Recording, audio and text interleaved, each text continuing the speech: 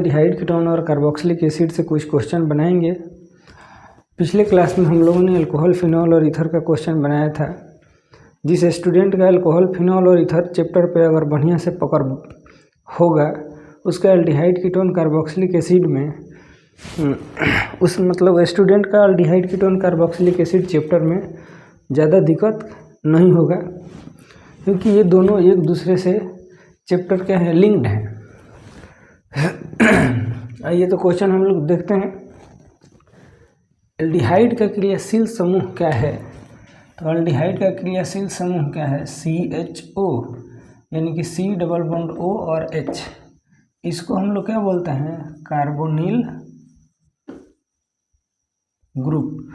Question ये भी देता है कि कार्बोनिल ग्रुप कौन है, तो C डबल बॉन्ड O को, यानी कि कीटोन को हम लोग क्या बोलते हैं? कीटोन ग्रुप को कार्बोनिल ग्रुप ही बोलेंगे। सैलिसाइलडिहाइड का IUPAC नाम क्या है? तो सैलिसाइलडिहाइड का स्ट्रक्चर जब तक नहीं मालूम रहेगा तब तक हम लोग उसका IUPAC नाम नहीं लिख सकते हैं। जैसे यहाँ है सीनियर फंक्शनल ग्रुप, उसमें OH है, 1 नंबर यहाँ, 2 नंबर यहाँ, 2 नंबर पर हाइड्रोक्सी है और ये बेंजल डिहाइड है। ठीक, हम लोग क्या लिखेंगे? 2 हाइड्रोक्सी बेंजल डिहाइड। ठीक है, 2 हाइड्रोक्सी बेंजल डिहाइड। कह रहा है सोडा लाइम किसका मिश्रण है? Soda lime NaOH sodium hydroxide plus calcium oxide का मिश्रण है। हम लोग सूत्र में भी लिखे हैं। अम्लीय विलयन का pH मान कितना होगा? 7 से कम। 40% फॉर्मल्डिहाइड के विलयन को क्या कहते हैं? तो फॉर्मल्डिहाइड 40% रहेगा विलयन, तो उसको फॉर्मलिन कहा जाता है। बायोलॉजिकल स्पेसिमेन प्रिजर्वेशन के लिए इसका यूज होता है। तो हम लोग क्या लिख सकते हैं? फॉर्मलिन। कीटोन का अनुलग्न क्या है? अनुलग्न का मतलब सफिक्स, यानी कि ONE, जैसे एसीटोन। इस तरह रोजेनमोंड अभिक्रिया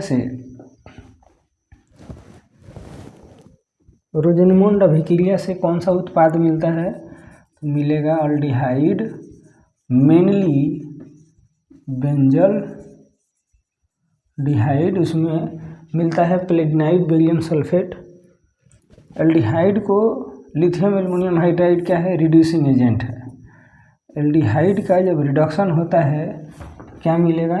एल्डिहाइड का रिडक्शन होगा तो प्राइमरी एल्कोहल मिलता है। ठीक, और यदि कीटोन का हुआ तब secondary alcohol. Silver mirror test कौन देता है? मेडिकल के एग्जाम में भी बहुत बार पूछा गया है क्वेश्चन ही।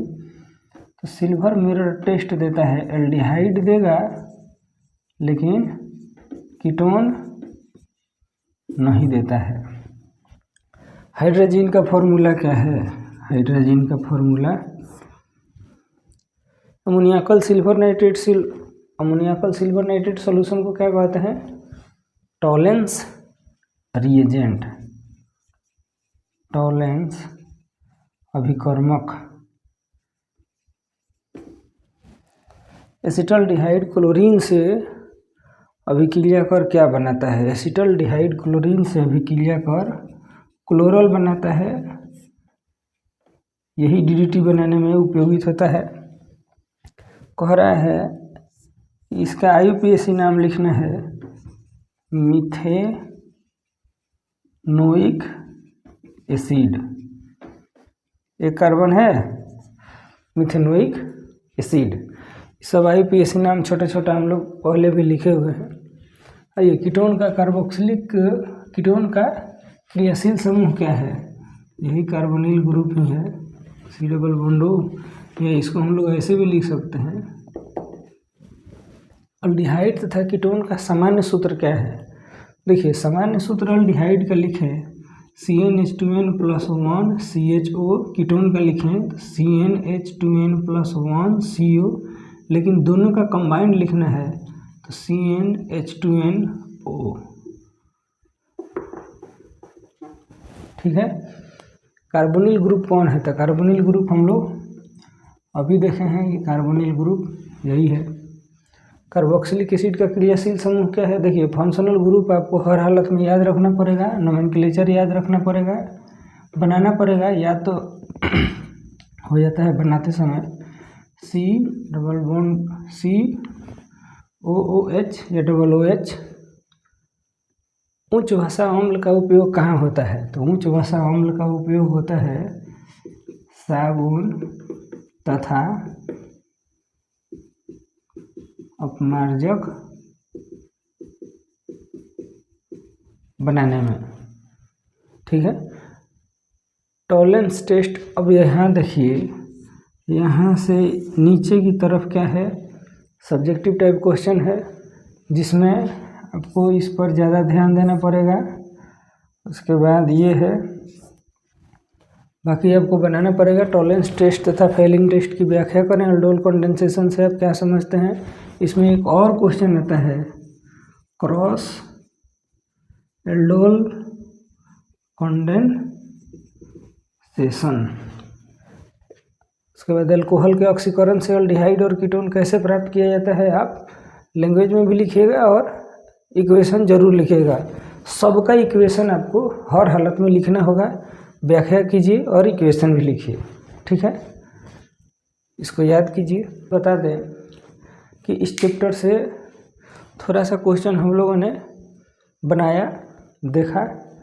इसके बाद वाले क्लास में इस चैप्टर से कुछ क्वेश्चन हम लोग और बनाएंगे। तब तक आप लोग ऑब्जेक्टिव और सब्जेक्टिव, देखिए यहाँ से यहाँ तक का क्वेश्चन, यानी कि क्वेश्चन नंबर 19 से लेके क्वेश्चन नंबर 24 तक में थोड़ा थोड़ा करके बनाइएगा। ये जैसे एक दिन में 19 से लेके 21 और 22, 23, 24 2 दिन में बनाइएगा। लेकिन बनाइएगा तो रिएक्शन के साथ याद कीजिए। ऑर्गेनिक केमिस्ट्री का खासियत यही है कि अगर आप रिवीजन नहीं कीजिएगा तो बहुत जल्दी आदमी भूलता है। इससे अच्छा है कि इसको हर एक 1-2 दिन 3 दिन पर रिवीजन करते रहिए, सही रहेगा। उसमें बता दें कि आपको NCERT के क्वेश्चन नंबर बनाइएगा अपने प्रैक्टिस के लिए।